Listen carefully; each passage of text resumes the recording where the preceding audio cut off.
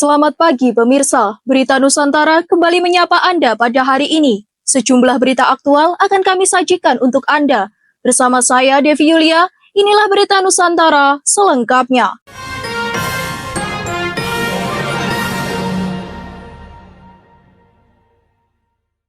Pemirsa, Jembatan Brenggolo yang berada di Dusun Temon, Desa Sukorejo, Kecamatan Karangrejo, Kabupaten Tulungagung, mengalami kerusakan cukup parah.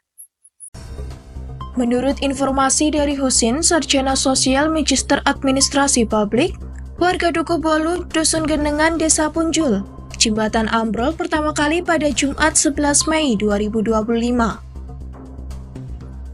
Namun saat itu masih bisa dilalui kendaraan roda 4.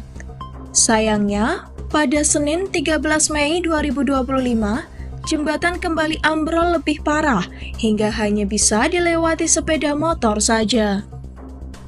Warga segera melapor kepada pemerintah Kabupaten Tulungagung dengan mengajukan proposal perbaikan kepada Bupati. Namun, pembangunan dari anggaran PAK Kabupaten atau Provinsi baru bisa dilaksanakan pada bulan November mendatang.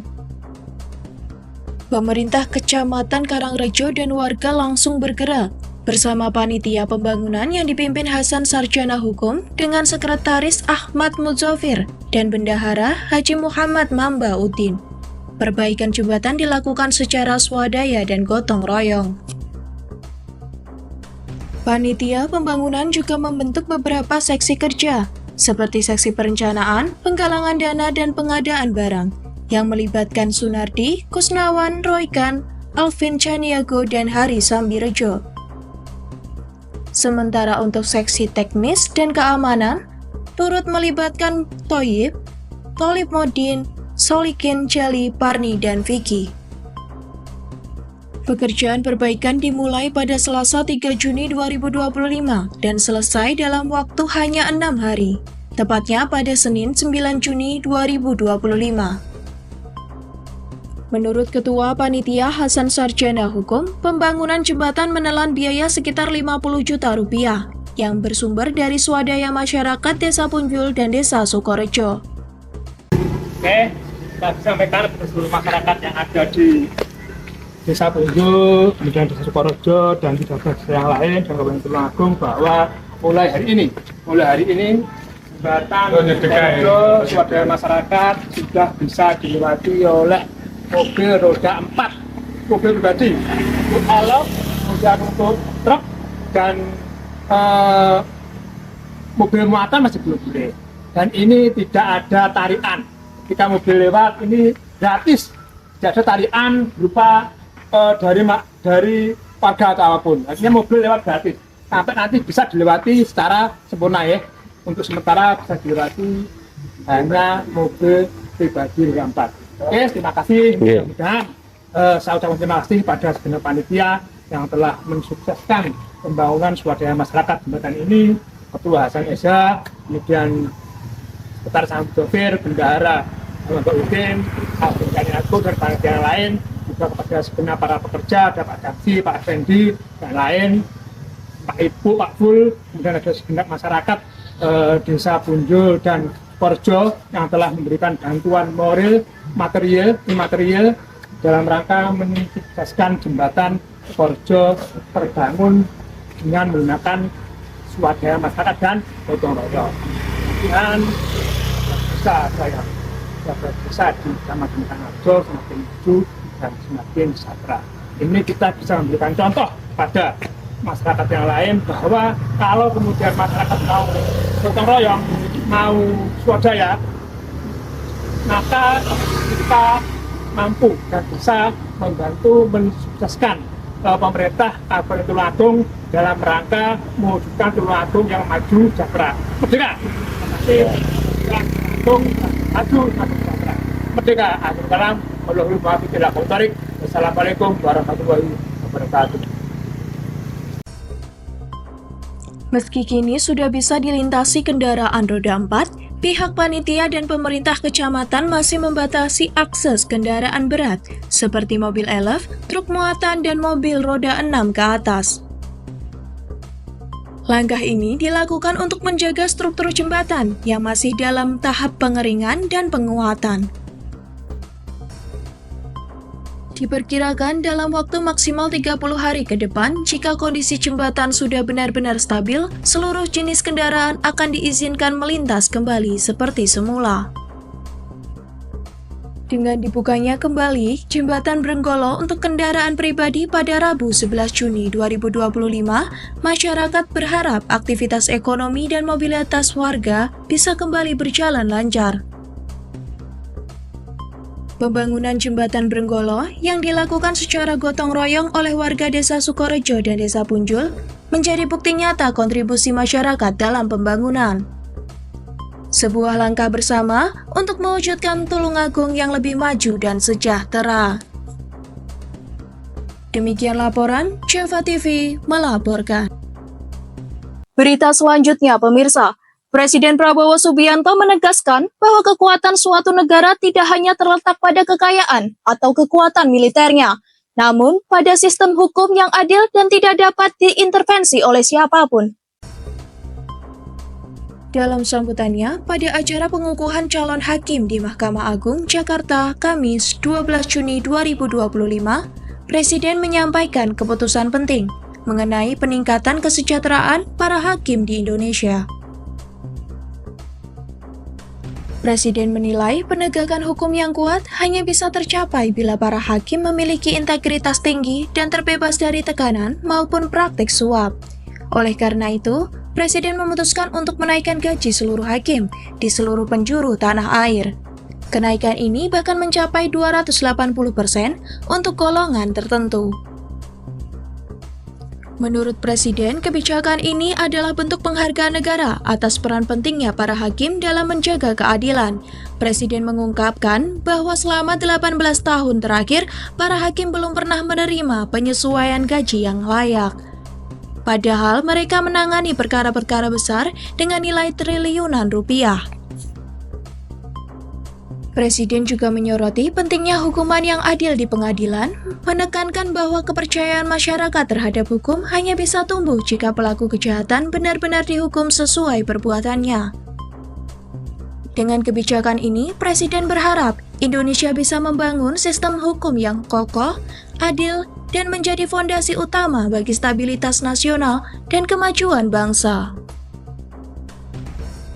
Presiden mengingatkan bahwa negara tanpa keadilan hukum hanya rentan terhadap kekacauan bahkan konflik internal yang memecah belah.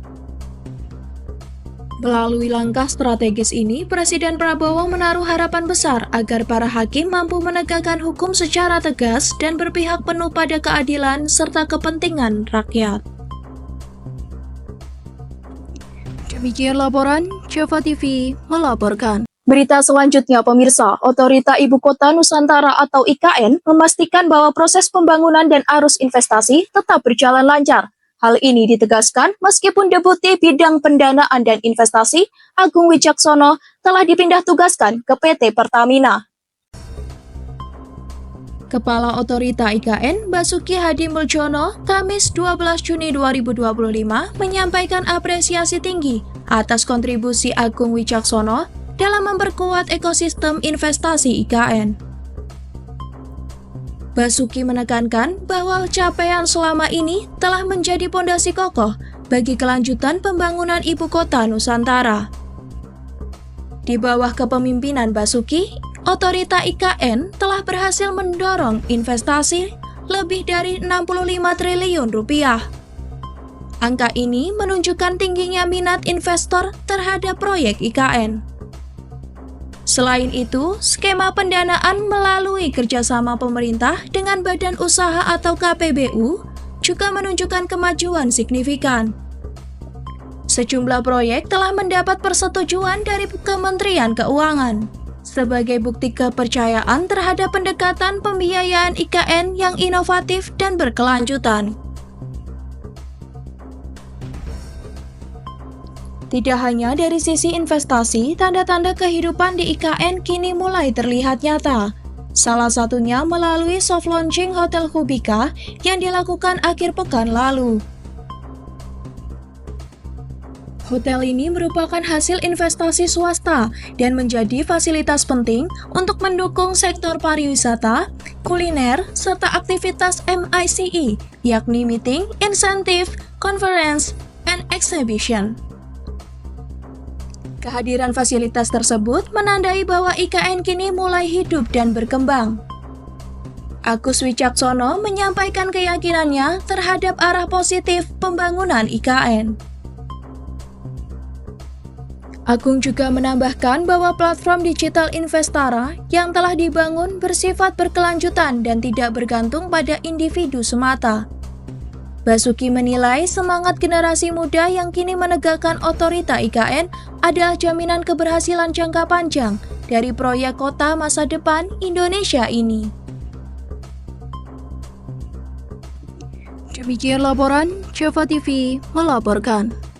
Balai Pelestarian Kebudayaan Wilayah 11 Jawa Timur atau BPKW 11 sedang melakukan konservasi terhadap situs cagar budaya Goa Selo Mangkleng yang terletak di Kota Kediri.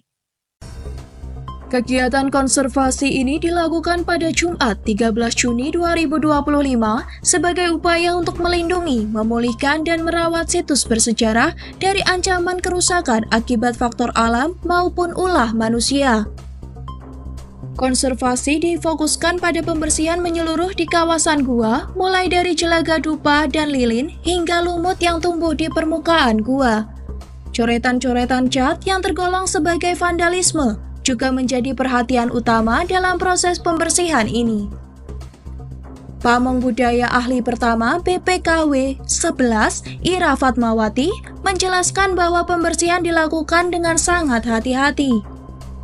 Untuk menghapus cat tanpa merusak struktur gua, tim konservasi menggunakan air untuk membersihkan debu dan lumut, serta bahan kimia khusus untuk menghilangkan cat. Menurut Ira Fatmawati, hal ini penting dilakukan secara cermat, karena seluruh permukaan gua dipenuhi relief dan ornamen bersejarah. Gua Selo Mangkleng merupakan peninggalan abad ke-11 yang berasal dari masa Kerajaan Kediri. Gua ini diyakini sebagai tempat pertapaan Dewi Kilisuci, putri dari Raja Airlangga. Terdiri dari 4 ruangan yang dipenuhi relief dan patung, Gua Selo Mangkleng kini menjadi salah satu destinasi wisata sejarah dan budaya yang penting di Kediri.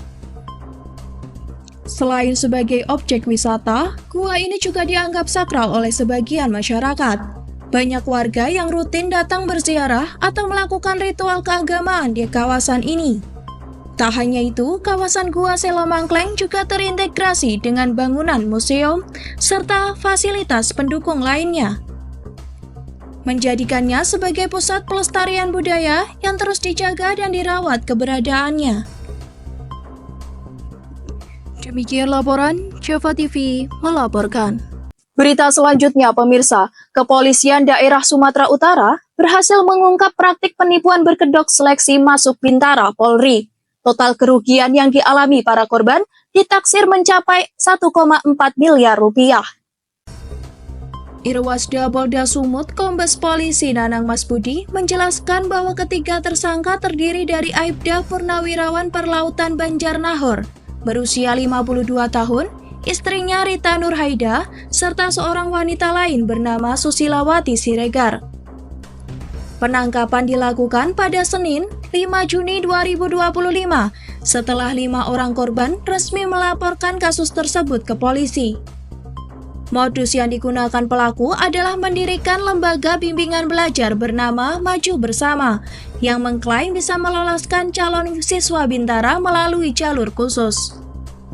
Dengan iming-iming kelulusan, para korban diminta imbalan uang dalam jumlah besar, bahkan hingga ratusan juta rupiah. 70, tapi ini masih di 5 nih, yang 5 yang lapor. Sedangkan yang selebihnya saya himbau juga apabila mereka juga menjadi korban, silakan kita lapor ke Polda Sumut.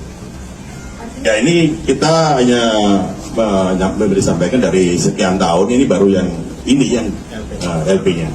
Tujuannya mereka memberikan garansi ya, lewat jalur khususnya dapat diterima. Salah satunya itu materi. Nilai kerugian yang tercatat berkisar antara 170 juta hingga 450 juta rupiah per orang.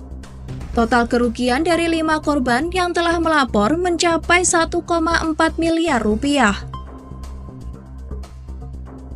Polda Sumut menduga jumlah korban sebenarnya bisa lebih banyak, mengingat bimbel ini sudah beroperasi sejak tahun 2015.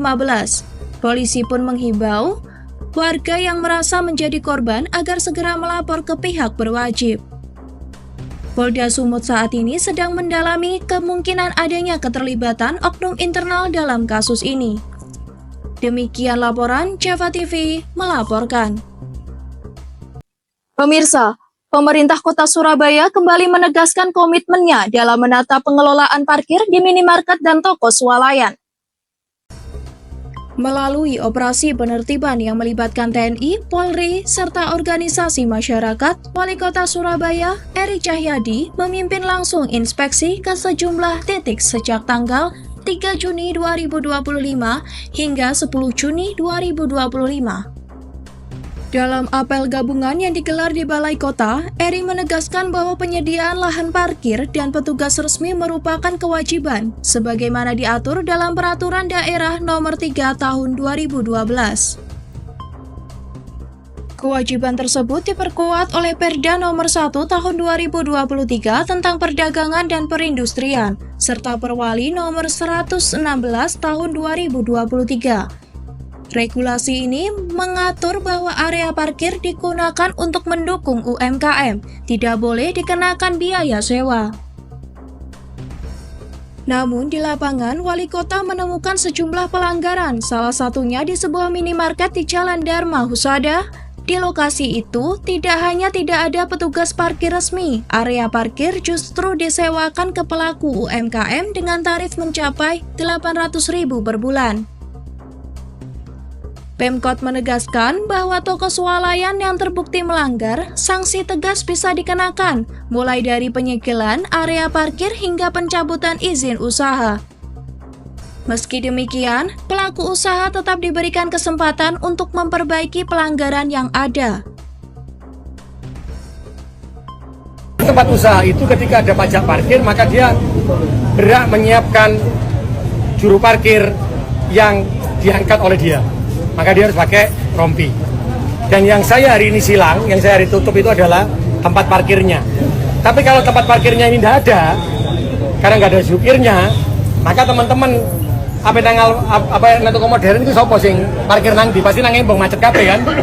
Maka teman-teman hari ini menutup tempat usahanya, karena saya nggak mungkin menutup ini, saya menutup parkirnya, tapi karena parkirnya nggak mungkin tutup kan. Maka dia teman-teman, dan saya bilang sama teman-teman, silakan dibuka lagi kalau ada sudah tukang parkirnya.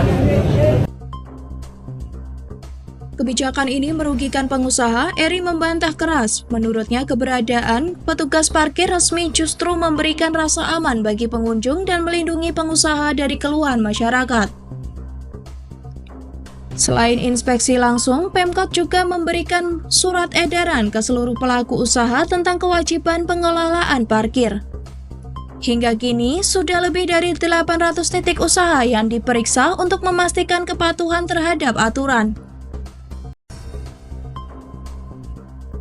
Sementara itu, Kepala Badan Pendapatan Daerah Surabaya, Rahmat Basari, menyampaikan bahwa pihaknya tengah menyiapkan sistem pembayaran elektronik atau e-parking yang akan diterapkan di 2.400 titik parkir dan 5.000 tempat usaha. Sistem ini diharapkan mampu meningkatkan pendapatan asli daerah, sekaligus mendorong transparansi dan efisiensi dalam pengelolaan parkir. Dengan sistem yang tertib dan regulasi yang tegas, Pemkot berharap pengelolaan parkir di Surabaya bisa lebih berpihak kepada masyarakat dan pelaku UMKM. Laporan Java TV melaporkan. Baik pemirsa, informasi tadi sekaligus menjadi penutup perjumpaan kita hari ini. Saya Devi Yulia dan segenap tim redaksi yang bertugas pamit undur diri. Selamat pagi, salam berita Nusantara.